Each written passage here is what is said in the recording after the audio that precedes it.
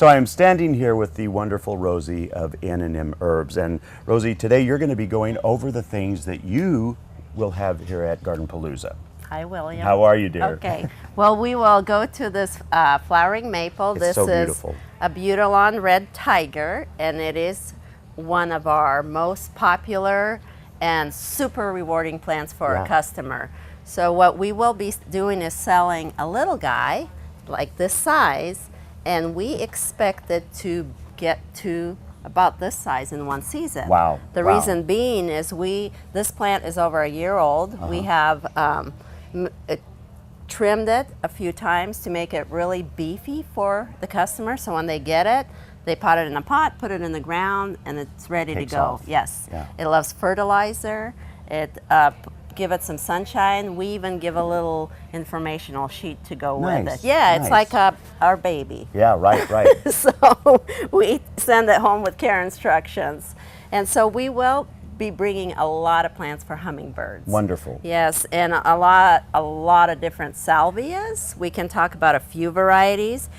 We'll have about 20 different varieties. Wow. But some of them have been in the past, and that we've had in the past, but we have 3 brand new varieties this year, and it's the skyscraper varieties. It's the orange, pink, and purple, and they are a true hardy salvia. Wow.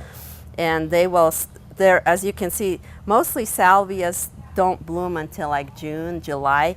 These in a tiny 4-inch pot have already shot out blooms. So I'm really excited about that. Well, and they bloom for so long too. Until frost, exactly. Yeah. So they're really open to all kinds of hummingbirds, because hummingbirds stay late. So well, some stay year round anymore. Right. So what is this beauty?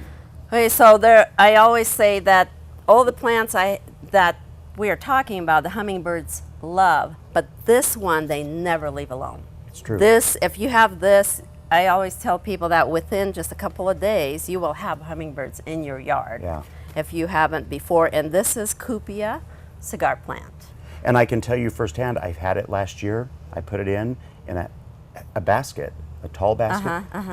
They just fed beautiful. Constantly. It was amazing because I didn't think that would be one that they would like, but boy, did they. Oh yeah, no, that's just a fantastic plant. Well, and this still looks like salvia to me. This is a different one, isn't it? Salvia chiapensis, and this is more not a super hardy variety, but again, very, very giving. It'll bloom from now until frost, and just go and go and go. And I mean, it's one that I found, even if you put it in a basket, it'll kind of drape over and bloom out through the sides and everything, because it's a variety that doesn't get super, super big.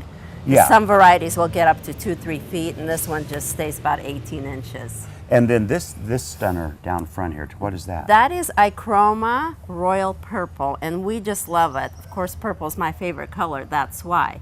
Even if someone doesn't love it. You love it, so that's enough, isn't it? Yeah, so this is Ichroma Royal Purple, and it is another one for hummingbirds, and it gets this big. Yes, you can plant that one. Yeah, 3 to 4 feet. Wow. It is root hardy, comes back from the root every year. Absolutely stunning.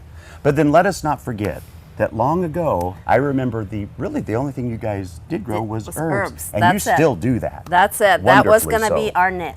You know, over 20 years ago, we just started growing different herbs, and we still love them. So they are the spice of your life, you know. Yes. Add it to salsa, add it to whatever.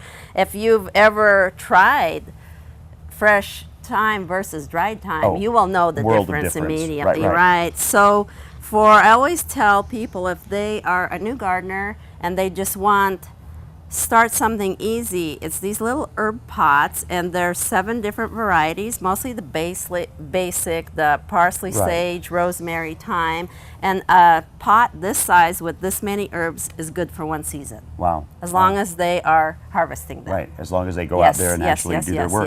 And so you're going to be taking stuff like this, but you're also going to have rosemary, parsley, all kinds of things out there. Yeah, and lavender is another one. I don't have it here, but we have plenty of lavenders. You do indeed. Now tell me about this beauty too, real quickly. This is mint bush, and I'm bringing this up because this is such a late spring. Usually at GardenPalooza it's on the tail end, but it hasn't even bloomed yet, so I was so excited to see the flowers. But Fantastic, again, herb high in vitamin C. Nice. You can use it kind of a shrubby plant in your yard. And the reason they call it mint, it smells like mint. Exactly. Yeah, it's lovely. Yeah, but lovely yeah, plant. not in the mint family. But no, but it still smells Yes. like, and we can get away with that then, can't we? Because that's lovely.